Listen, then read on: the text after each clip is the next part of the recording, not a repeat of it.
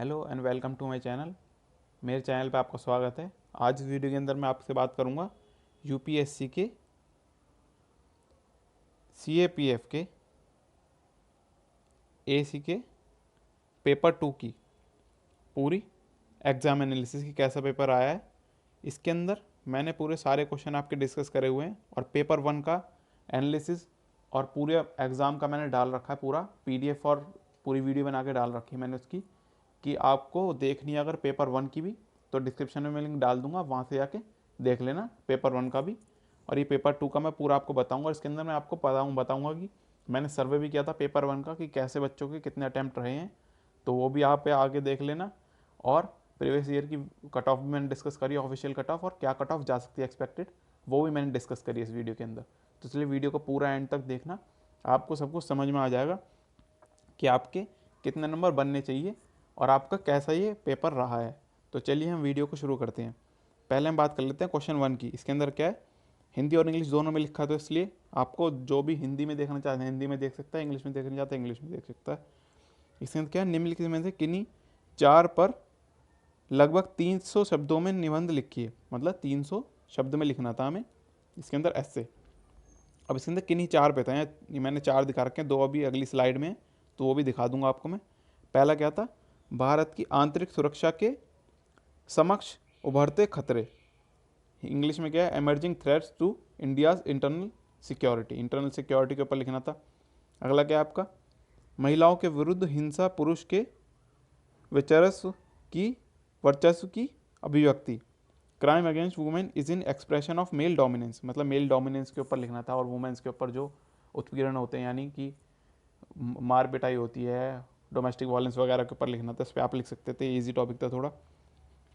अगला क्या था आपका, भारतीय इलेक्ट्रॉनिक मीडिया की साख का संकट, crisis of credibility in Indian electronic media. इसके ऊपर लिख सकते हैं, क्योंकि हम इसके ऊपर भी लिख सकते थे, ईजी था थोड़ा, क्योंकि आजकल थोड़ा पार्टी बाइज्ड हो गई है कि बीजेपी की कुछ होते हैं मीडिया, कुछ होती हैं कांग्रेस की, कुछ अलग अलग पार्टी द्वारा खरीद ली जा चुकी हैं, तो बाइज्ड होती हैं और डोमिनेटिंग होती हैं किसी एक पार्टी से रिलेटेड। तो इसलिए वो सही खबर ना दिखा के लोगों को इन्फ्लुएंस करती हैं, तो उसके ऊपर भी लिख सकते थे हम। अगला क्या आपका, डी, भारत की अंतर्राष्ट्रीय सीमाओं की रक्षा करना भारतीय सशक्त सेनाओं के लिए एक चुनौतीपूर्ण कार्य है। तो इसके अंदर क्या था कि इंडियन आर्मी के ऊपर था, आर्मी और नेवी और इन सब के ऊपर।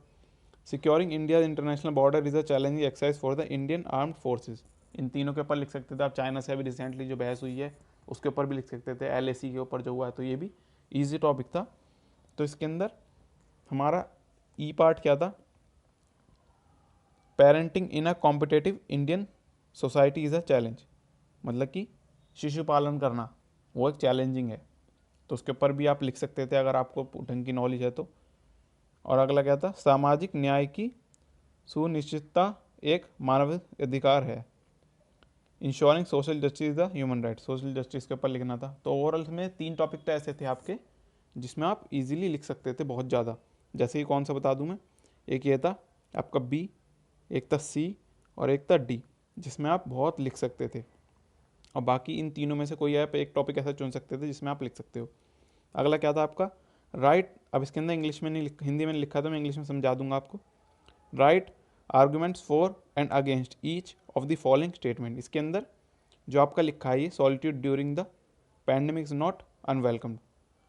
अब क्या इसके अंदर ये बोला है कि जो हमारी ये लाइन है ए और बी, जो दो हमारे क्वेश्चन है, इनके ऊपर हमें अगेंस्ट में भी लिखना है और इनके पक्ष में भी लिखना है, तो इनके ऊपर लिखनी थी आपको। दूसरा क्या था, political awareness among the social elite is unconstitutional. अब ये थे आपके। और तीसरा क्या था आपका, कि right report on the following about 200 word. 200 word में इसके ऊपर एक रिपोर्ट लिखनी थी, ना कि ऐसे। रिपोर्ट थोड़ी अलग होती है ऐसे से, उसके अंदर स्टैट्स भी डालने पड़ते हैं हमें और बाकी चीज़ें भी डालनी पड़ती है। बिना स्टैट्स के रिपोर्ट बनती नहीं है, तो आपको पता होना चाहिए फॉर्मेट क्या होता है। इसका क्या था, provisional for primary education sector in the new education policy. New जो एजुकेशन पॉलिसी आपको पता होना चाहिए 5+3+3+4 वाली, उस पर अभी रिसेंटली आपने पढ़ा होगा कि अगर यूपीएससी की तैयारी कर रहे हो तो उसके ऊपर आप भर भर के लिख सकते थे, तो ईजी टॉपिक था। और impact of new agriculture law on farmers, इसके ऊपर अभी रिसेंटली चल रहा था, पूरा करंट अफेयर से रिलेटेड है दोनों टॉपिक।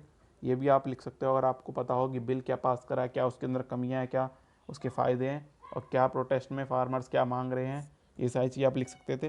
तो इस वीडियो के अंदर मैंने ये सब बता दिया। अब मैं आगे आपको बता रहा हूँ कि प्रीवियस ईयर कट ऑफ क्या गई थी और सर्वे जो मैंने लिया था उसके अंदर कैसे कैसे बच्चों ने पार्टिसिपेट करा, और 5000 बच्चों का पार्टिसिपेट करा हुआ उस सर्वे के अंदर। तो आप उस सर्वे को देख के ज़रूर जाना। तो चलिए मैं आपको सर्वे दिखा देता हूँ। वो जैसा कि आप देख सकते हो इसके अंदर हमने सर्वे किया है। इसके अंदर हमने पेपर 1 का सर्वे किया है जो कि CAPF AC 2020 के अंदर अभी हुआ है। उसके अंदर अराउंड 5000 लोगों ने ये सर्वे दिया है। इसके अंदर कैसे कैसे उन्होंने अपना दिया है कि क्या क्या स्कोर किया है उन्होंने, मतलब कितने अटैम्प्ट किए हैं। बिलो 70 17%, 5000 से आप निकाल लेना परसेंटेज ये। 80 से 90 के बीच 24%, 91 100 के बीच 15%, 101 से 105 के बीच 8%, 106 से 10 के बीच 6%, 111 से 115 के बीच 5%, 116 से 120 के बीच 3%, और 121 से 125 के बीच 4%। और ये जो 100 से ऊपर वाले हैं ये मोस्टली इनमें से रेयरी अराउंड 10-15 बच्चे होंगे जो कर पाए होंगे। 100 तो बहुत बड़ी बात हो जाती है UPSC के अंदर। तो ये मोस्टली फेक कैंडिडेट्स के अंदर आएगा क्योंकि इतने बच्चे नहीं कर पाते। अगर 5000 का आप 8% भी निकालोगे तो भी आपका 40 हो गया, तो उसके अंदर भी आपका 400 हो गया, तो उसके अंदर भी आपका बहुत बड़ा वैल्यू हो जाती है। इसलिए नकली है, मगर हम इससे अंदाज़ा लगा सकते हैं कि बच्चों का पेपर कैसे गया इन ऊपर की 3 रो से। इसके अंदर से हम अंदाज़ा लगा सकते हैं 17%, 70, बिलो 70। अब बिलो 70 कितना भी हो सकता है वो 81 से 90 के बीच 24%, और 91 से 100 के बीच 15%। अब जैसे कि आगे मैं आपको कट ऑफ भी दिखा देता हूँ 2018 की क्या गई थी। ऑफिशियल कट ऑफ है जनरल की 95, पेपर 1 की थी वो, पेपर 2 की 166 गई 450 में से, और ओवरऑल इंटरव्यू के बाद 282 गई। ऐसी OBC की 94, और पेपर 1 पेपर 2 की 163, और फाइनल सिलेक्शन 281 पे हुआ। ऐसी 78 गई SC की, 142 गई पेपर 1 पेपर 2 की, और ओवरऑल 255 गई फाइनल सिलेक्शन।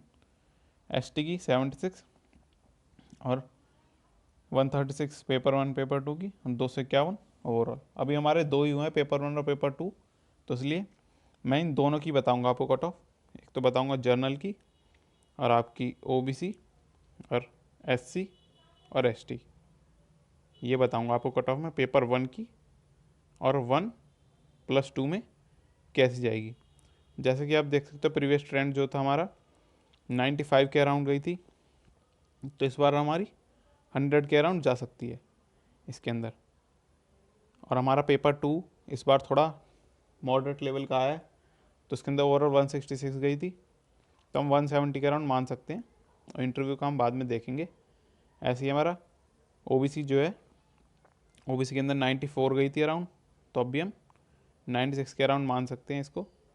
और बाकी इसको हम 162 या 3 के अराउंड मान सकते हैं हम इसको।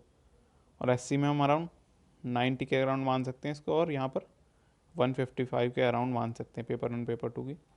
ST के अंदर भी हम 85 के अराउंड मान सकते हैं, और यहाँ पर 148 के अराउंड मान सकते हैं पेपर 1 पेपर 2 की। अब इंटरव्यू आपका जैसा जाएगा उससे रिलेटेड आपके मार्क्स मिलते हैं, उसमें तो वेरी कर सकती है आपकी परफॉर्मेंस, मगर इतने नंबर तो आपके होने ही चाहिए। अब जिस भी कैटेगरी से EWS भी आपकी OBC और OBC की कैटेगरी और EWS की कैटेगरी ऑलमोस्ट सेम जाती है कट ऑफ, तो इसलिए उसके अंदर आपको EWS वाले OBC की कैटेगरी माने, ये वाली जो कैटेगरी है हमारी। तो इसके अंदर मैंने आपको सब कुछ बता दिया है। अगर आपको वीडियो पसंद आए वीडियो को लाइक कीजिए, शेयर कीजिए, चैनल को सब्सक्राइब कीजिए। और इसके अंदर आपका रिजल्ट जब भी आएगा वो भी बता दूंगा मैं। और पेपर 1 की मैंने पूरा सॉल्यूशन डाल रखा है, पेपर 2 का भी मैंने डाल दिया है, तो आप वो भी जाके देख लेना, डिस्क्रिप्शन में मैं लिंक दे दूँगा। तो इसलिए वीडियो को लाइक भी कर दें, शेयर भी कर दें, चैनल को सब्सक्राइब भी कर लें। थैंक यू आपका वीडियो देखने का।